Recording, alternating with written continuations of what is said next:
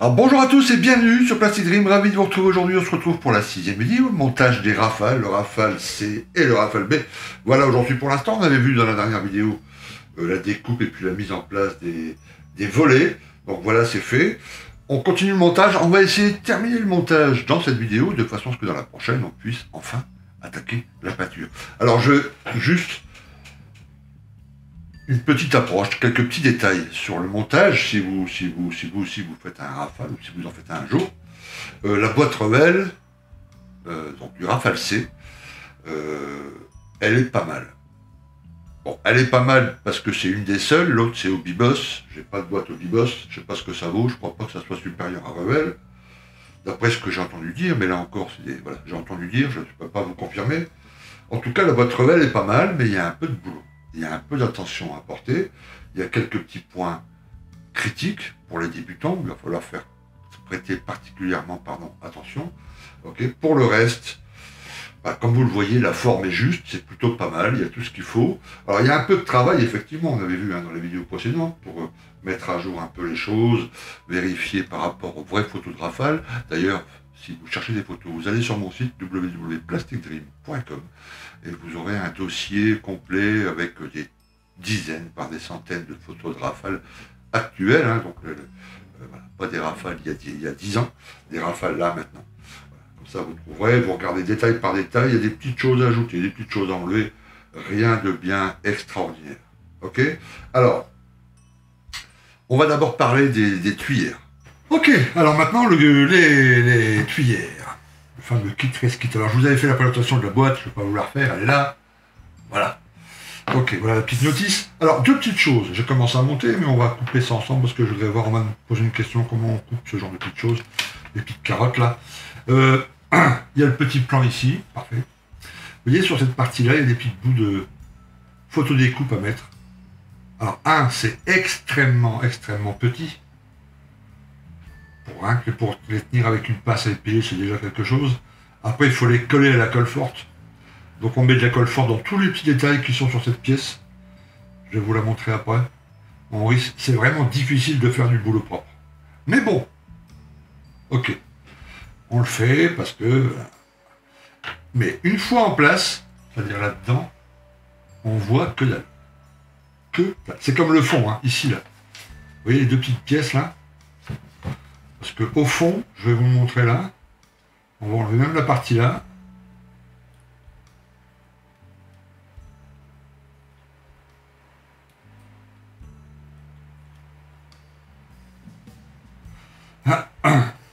Voilà ce que ça donne. Alors il faut vraiment rentrer dedans. Là encore, j'ai la lumière en plein dedans, hein, donc vous voyez le petit bout. Mais croyez-moi que quand c'est dans la maquette, à moins de rentrer dedans avec une lampe de poche, que dalle. Donc pour les grands débutants, pour ceux qui c'est leur premier kit en résine, etc., les deux parties là, oubliez, c'est pas la peine. Et puis toutes les petites parties en feuille de découpe là, oubliez, parce qu'on verra pas de toute façon. On voit vraiment, mais alors vraiment on voit pas. Ok. Voilà. Les deux petites pièces à enlever que vous ne mettrez pas les débutants. Enfin, si vous voulez tenter la chose, hein. Parce que rien que ça déjà, de l'enlever de la carotte, c'est déjà très compliqué. Voilà. Ok, alors je vous montre le reste de la pièce. Voilà, c'est ça. Voilà la petite pièce, voilà. Donc là, vous voyez, c'est joliment détaillé. Une fois que c'est rentré dans la tulipe, hop. En bref, je prends l'autre. Voilà, ça rentre comme ça. Ok, et là comme ça. Voilà. Et là encore, c'est papa, hein, c'est encore en plastique gris, pas en résine grise. Tout ça, c'est noir. Donc on voit encore moins. Donc si vous êtes vraiment débutant, que vous n'avez pas beaucoup l'habitude de travailler avec la photo découpe, oubliez les petits bouts de photo découpe là au-dessus de ça, c'est pas la peine. Ok. Donc voilà, donc là j'ai déjà détaché ça, donc on oublie. Voilà. Et maintenant on va détacher les deux. Alors qu'est-ce qu'il vous faut comme matos? Il vous faut soit une petite scie comme ça. Donc ça vous trouverez ça, c'est pas 132. C'est une petite scie, petite lame interchangeable, là, vous voyez, c'est le même format qu'une lame de rasoir, sauf que c'est des petites dents là. Des toutes petites ici, des un peu plus grandes ici. Ok. Sinon, vous avez aussi l'outil Tamiya, qui est un peu plus grossière. Elle fait le boulot, elle fait bien le boulot. Hein. mais elle est plus, je l'utilise pour faire du boulot un peu plus grossier, quoi. Voilà. Et là, avec ça, je vais zoomer un peu. Hop. Voilà.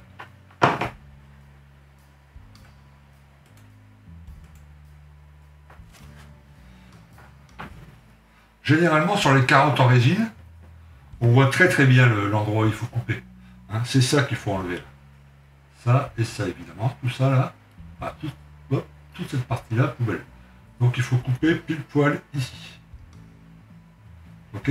Donc on le stabilise bien. Ok. Puis avec la lame de scie bien droit. Il faut y aller tout doucement.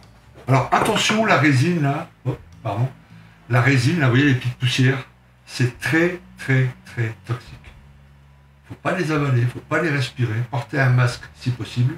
Ok. Et quand vous aurez terminé, nettoyez bien, passez un petit coup d'aspi. Il faut vraiment, cette poussière, c'est une horreur. Ok. Il y a aussi la possibilité d'utiliser une petite machine électrique, un Dremel. Enfin, une Dremel ou une portion. Et puis de couper avec un disque. Là aussi, ça fait beaucoup de poussière. S'il vous plaît, protégez vos poumons. Ça, c'est assez cancérigène. Ok.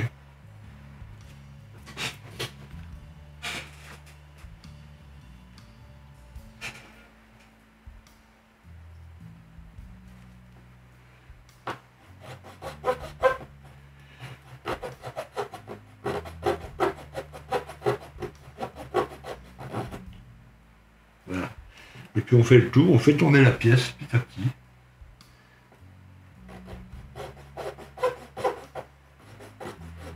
Il y a des pièces qui vont très très vite.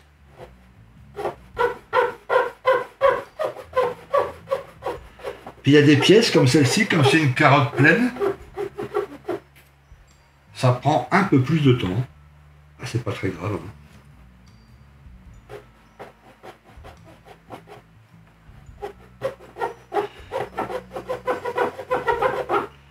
Alors je vais utiliser aussi l'outil Tamiya pour vous montrer la différence.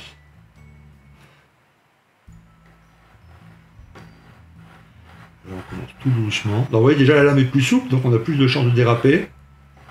Et ça fait un trait. Voilà. Vous voyez, beaucoup plus gros que la petite. Je vais bien vous montrer les deux là. Voilà.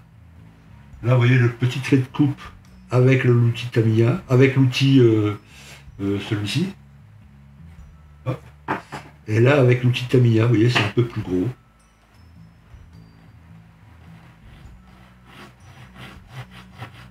Là, je n'appuie pas, hein, c'est vraiment léger. Hein.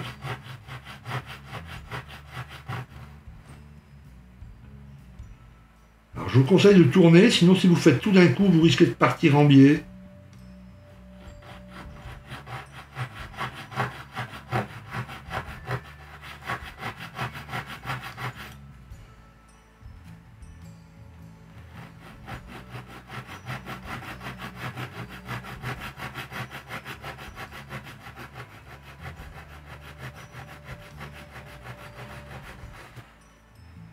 Alors, j'accélère pas la vidéo pour vous montrer le temps que ça prend.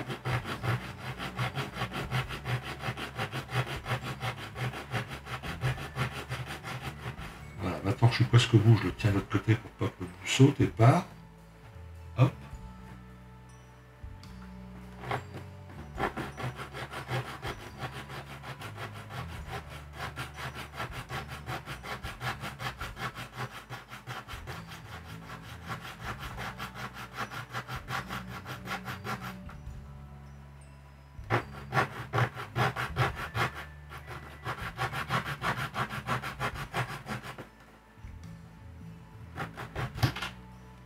Voilà. Zou. Vous voyez, donc le dessous là, on va le poncer, ok, pour l'avoir bien droit. Alors, en l'occurrence, sur cette pièce, c'est pas grave, parce que vous voyez, hop, alors attendez, je vais vous montrer rapidement. Non, c'est ici, pardon. Hop, voilà. C'est le bout, c'est ce qui va être à l'intérieur. C'est ce qui va être à l'intérieur, on ne verra pas du tout ça. Hein. Ok, donc même si c'était toute traviole et pas poncé, mais enfin, en règle générale, comme sur ces pièces-là, il faut bien poncer. Et pour ça, ben, on prend une... Voilà, Alors je vais nettoyer ça, je vais passer un coup d'aspirateur, je vais couper évidemment pour pas que vous entendiez ce bruit horrible. Voilà, donc on prend une toile émerie comme ça, et puis on fait tourner tout doucement. Là encore, sans trop appuyer. Hein. Voilà. Ça, je le répète, sur cette pièce, c'est pas très important. Et sur les autres, oui. Ça va être bien plat. Alors ça se ponce très facilement. Vous faites attention, ceux qui ne connaissent pas la résine, parce que c'est assez cassant, c'est pas du plastique. Hein. Donc c'est assez cassant. Donc il faut y aller mollo. Ok. Voilà, là aussi, hein, la poussière là-dessus, on secoue ça dehors ou je sais pas quoi, mais faites très attention à la poussière de résine. Voilà. Et puis la petite carotte qui reste, ben, zou, poubelle. Alors voilà, comme je l'ai expliqué dans une précédente vidéo, ou là au début, je sais plus. Enfin bref, on va faire le rafale. Donc le C, on va le faire avec les tuyères en résine, les roues en résine, etc., etc. Tous les petits apports que j'ai pu faire. Ok. Et puis le B, on va le faire avec les tuyères du kit Revell, les roues du kit Revell, etc. Comme ça, à la fin, vous aurez un aperçu de ce qu'apportent réellement les kits en résine, etc. Ok. Puis ça sera à vous de juger si ça vaut le coup ou si ça vaut pas le coup. D'accord. Voilà. Donc là, voilà, je suis en cours de montage. Alors, la difficulté que j'ai rencontrée, mis à part les difficultés précédentes, dont on a déjà parlé dans les autres vidéos, là, par exemple, le collage des deux verrières, enfin des deux entrées d'air, qui demande un petit peu de travail, là, pour ajuster avec le fuselage arrière. Voilà. Là, c'est la perche. Les perches m'ont posé beaucoup de soucis parce qu'elles sont pas bien adaptées à être collées comme ça sur le bord du fuselage. Voilà. Quand on regarde sur les photos, il faut que, quand ça soit comme ça soit voilà, à l'horizontale, tu vois, par rapport au cockpit. Et quand on les regarde en face, il faut qu'elles soient légèrement déportées par ce côté-là, et j'ai pas réussi là. Tu vois. J'ai essayé, j'ai pensé, j'ai machin. Puis comme il n'y a qu'une pièce, j'ai eu peur de l'abîmer. Donc voilà, là c'est à peu près correct. Ok. Et ici j'ai tenté, alors là elle est bonne de ce côté-là. Ok. Là, j'ai tenté, hop, on va la mettre bien droite, impossible de la redresser. J'attends que ça soit bien sec, je vais essayer de redresser un peu, parce que le bout de la perche, là, il doit partir un petit peu, enfin, il doit être un peu plus centré. Là, il n'est pas centré du tout. Ok. Mais j'attends que là, ça soit vraiment bien sec. Voilà, donc il y a une petite difficulté, là, il faut faire attention. Si vous la posez naturellement, d'après la notice, ok, vous avez le bout de la perche, là, qui penche carrément vers le bas. Et là, c'est presque carrément pas au milieu du cockpit, mais enfin, c'est trop rentré. Donc, il faut un peu la tordre, il faut un peu jouer là-dessus, un peu poncer la base, là. C'est un peu coton. Voilà. Ok. Voilà pour le montage. Alors, je vous montre aussi... Oups, on va les mettre de côté. Je vais vous montrer aussi le travail sur les autres petites pièces, évidemment. Donc, voilà. Hop, tout est sur des pigmées. Bon, là, dites-vous bien que j'ai 2 rafales, moi. Hein. J'en fais 2. Donc voilà, j'ai un peu plus de trucs que vous, mais sur les puits de train, par exemple, on avait vu ensemble aussi. Alors je vous montre un peu. Voilà un puits de train que j'ai refait. Donc un puits de train arrière, hein, central. Voilà, pour l'ajuster un peu plus à ce que j'ai vu en photo. Là, il y a quand même pas mal de boulot, de scratch, etc. De petits trucs rajoutés, enlevés. Ok. Je vous montre une pièce d'origine à côté. Oups. Voilà.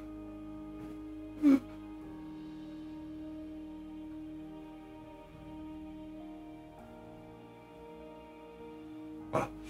Donc là, pareil, il y aura les 2 puits de train sur le B qui seront les puits de train de sortie de boîte. Et puis sur le C, ben, on va mettre ces puits de train là, j'ai scratché, j'ai fait les 2 évidemment. Sur le puits de train avant, alors d'après photo, celui-là, il est quand même un petit peu à l'ouest, hein, la pièce. Il faudrait la refaire complètement, ou je ne sais pas s'il y a des boîtes qui sortent un puits de train avant en résine. Mais là, la forme ici est pas juste, il manque plein de trucs, là c'est un boulot de dingue. Donc j'ai décidé de mettre les deux comme ça, de sortie de boîte quoi, sur les 2 rafales. Mais, ouais. Là, moi, vous savez, je fais un format vidéo, donc je peux pas non plus attendre 6 mois entre chaque vidéo. Je suis obligé quand même, enfin obligé. Par respect pour vous qui suivez les montages, je peux pas non plus mettre trop de temps entre chaque vidéo. Donc là, si je me mettais à refaire voilà, ces trains-là, plus l'autre, ça déborderait du cadre du débutant déjà.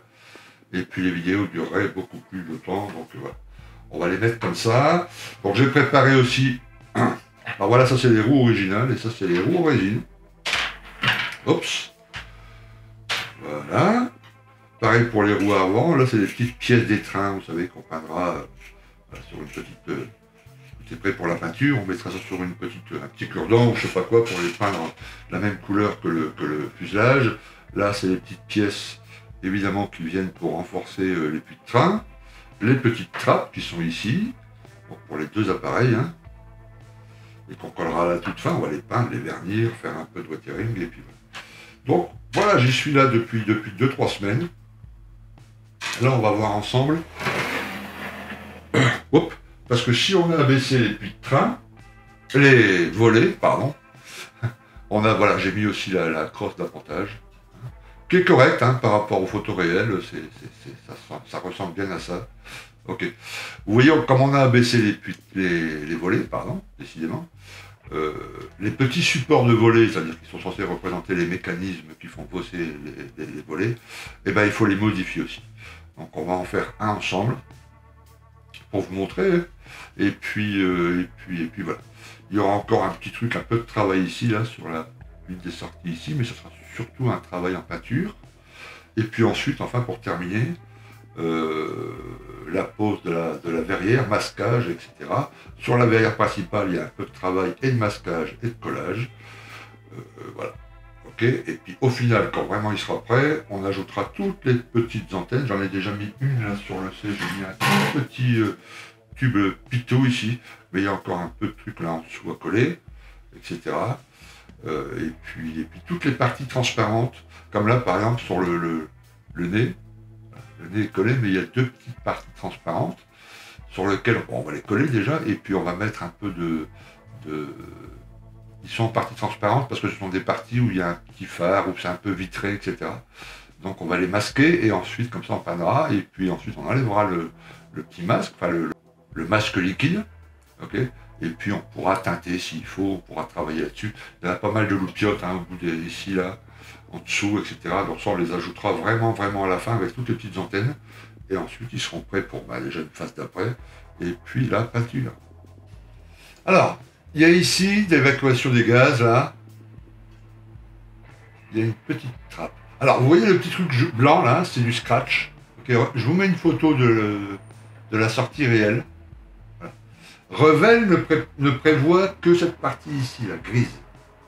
Au milieu, si vous faites une sortie de boîte, c'est carrément un gros trou. Et vous voyez bien qu'il n'y a pas de gros trou. Okay. Donc il faut scratcher cette petite sortie là et la placer à l'intérieur. Ok. Je vais vous montrer comment on fait. Alors, on prend un petit tube. Là, c'est du 2 mm. Ok. L'intérieur fait 1 mm. L'extérieur 2 mm. Voilà. Donc ça, on trouve ça dans les magasins de modeling. Vous en trouverez chez Passion 32. Des petites pochettes. Là, c'est de... Hop, pardon. Celle-ci de l'Evergreen. Ok. Voilà. Oups. Alors d'abord, on va affiner le centre ici. Donc pour placer une petite lame de cutter. Alors le scratch, c'est beaucoup la débrouille. Hein. Il faut trouver des petits systèmes, des petits trucs.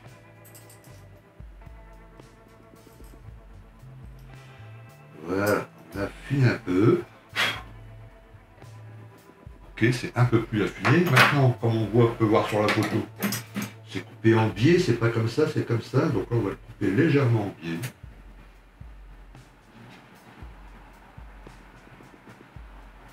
Hop. Attention, yes. Yes.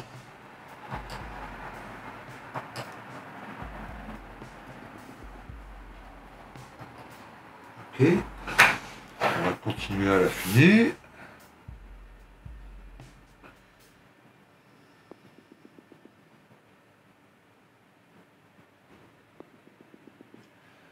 Donc lame de scalpel, etc. Alors vous verrez que ça abîme le plastique évidemment, mais après avec un peu de colle on va pouvoir nettoyer tout ça.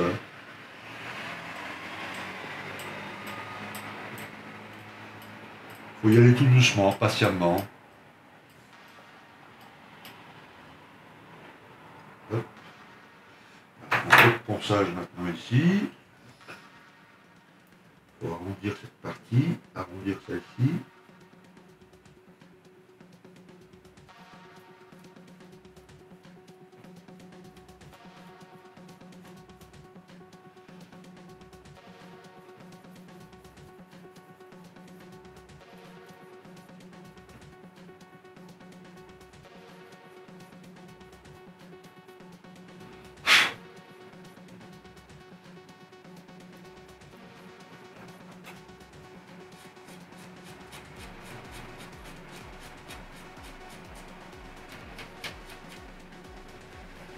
On obtient une forme qui est à peu près correcte.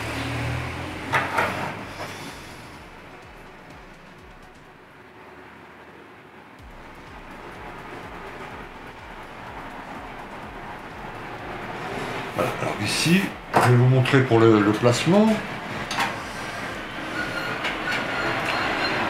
voilà, pour que ça ressemble à peu près. On fait des petits tests, on y va patiemment. Donc là je peux le rentrer en entier, mais je vais le couper après évidemment, hein, c'est pour me rendre compte de la taille. Yes, c'est un peu trop court, il faut que je coupe ici, que je reponce un peu ici.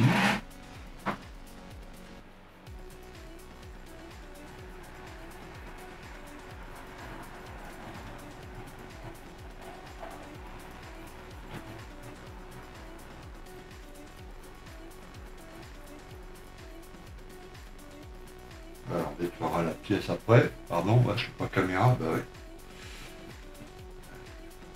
Voilà. Avec des petites pointes, on agrandit, on essaye de... Voilà. On refait un petit test.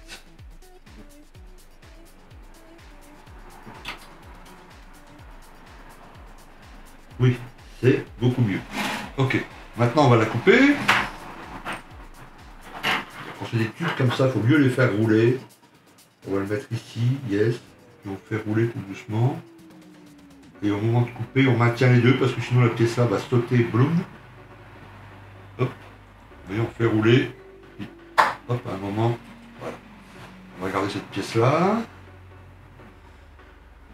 On va passer un tout petit peu de colle liquide, Tamiya, pour nettoyer l'intérieur. Voilà, tous les petits scories vont fondre là.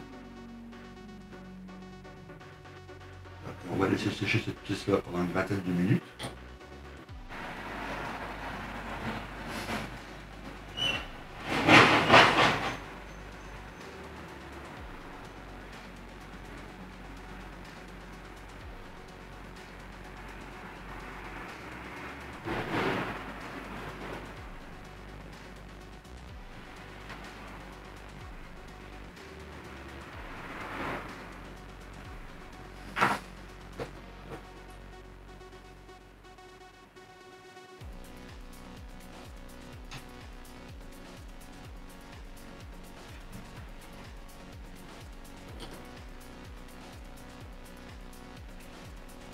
Voilà.